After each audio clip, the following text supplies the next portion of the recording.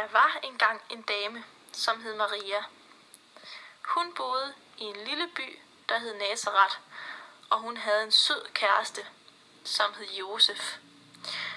Josef var tømrer, og Maria var gravid. Hun skulle føde et lille barn, men det var ikke Josef, som var far til barnet.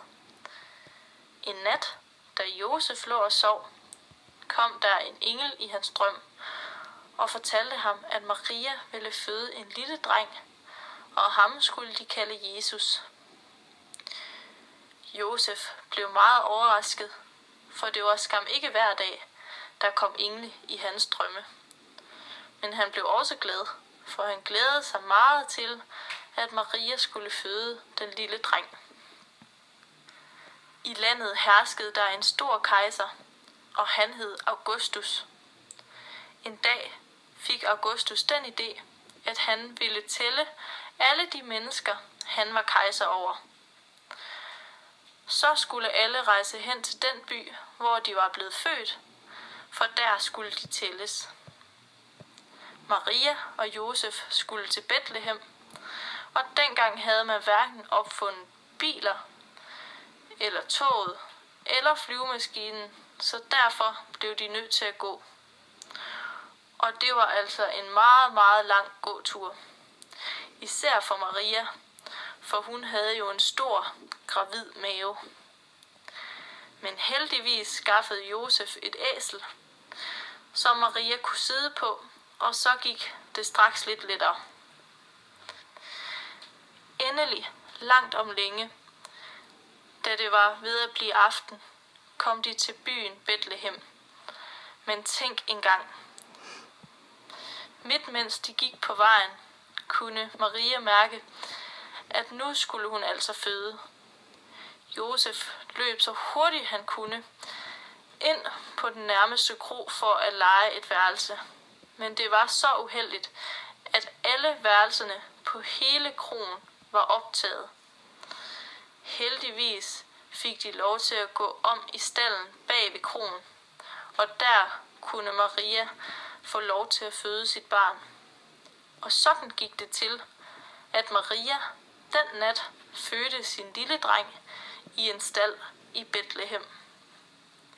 Hun lagde et lille tæppe omkring ham, så han ikke skulle fryse, og så lagde hun ham i en lille krybbe. Lidt uden for Betlehem var der en mark, og på den mark var der nogle hyrder, som passede får. Alle fårene sov jo, fordi det var nat, men hyrderne holdt vagt. Pludselig skete der noget meget mærkeligt. En stor, smuk engel stod foran dem og lyste. De blev selvfølgelig meget forskrækkede, for normalt var der kun får på deres mark, og ikke engle. Men englen smilede og sagde, I skal ikke være bange. Jeg er kommet for at fortælle jer en fantastisk nyhed. Der er lige blevet født en dreng, som skal blive jeres konge. Han er Guds søn, og han skal hedde Jesus. Prøv selv at gå til Betlehem, så finder I ham. Han ligger i en stald i en krybbe med et tæppe omkring sig. I det samme var der en masse engle oppe i himlen, som kom frem og begyndte at synge. De sang, tak Gud, fordi du har sendt Jesus, og gid der må blive fred i verden hos alle dem, som tror på Gud. Hyrderne var så nysgerrige, at de straks tog afsted til Betlehem for at finde det lille Jesusbarn. Og de fandt Maria og Josef i stallen, hvor det lille Jesusbarn stadig lå i krybben med det lille tæppe på. Så fortalte de Maria og Josef om englen og hvad den havde sagt. De syntes alle sammen, at det hele var meget mærkeligt, men de var også glade, og syngende gik hyrderne tilbage til deres får.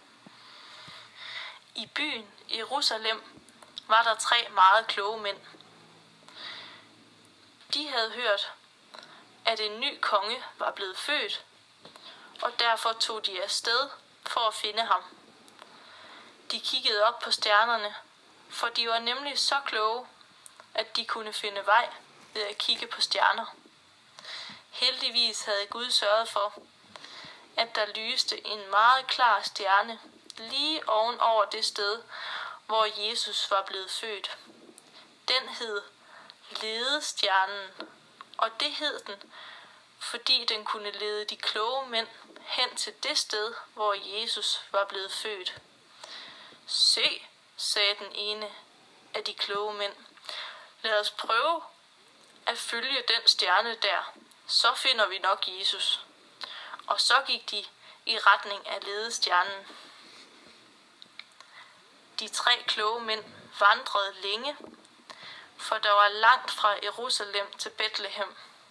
Men heldigvis kunne de jo hele tiden holde øje med ledestjernen. De blev meget glade, da de fandt stalden og det lille Jesusbarn. De havde også gaver med. Der var både guld og andre smukke ting i gaverne. Det var smart, at Gud havde sørget for den flotte ledestjerne, for ellers havde de kloge mænd garanteret aldrig fundet det lille Jesusbarn. Og derfor sætter vi i dag alle sammen en stjerne fast øverst oppe på juletræet. Så kan vi nemlig tænke på den gang Jesus blev født i Betlehem, og Gud tændte den smukke ledestjerne på himlen ovenover. Sådan gik det til, at Jesus blev født. Og han blev ganske rigtigt også konge. Ikke sådan en konge, som går med kongekrone og bestemmer over alle andre, men en anden slags konge. Han blev konge på den måde, at han hjalp alle mennesker og gjorde en hel masse gode ting i sit liv. Han var jo Guds søn, og derfor ville han gerne hjælpe alle mennesker med at komme til at tro på Gud. Han kunne gøre syge folk raske, og han kunne hjælpe alle dem, som havde det svært. Og det kan Jesus stadig, selvom han bor oppe i himlen i dag. Derfor fejrer vi hvert år Jesus' fødselsdag, nemlig juleaften. Så nu ved I, hvorfor vi altid holder stor fest juleaften med både gaver og god mad og et flot juletræ med stjerne på toppen. Rigtig glædelig jul.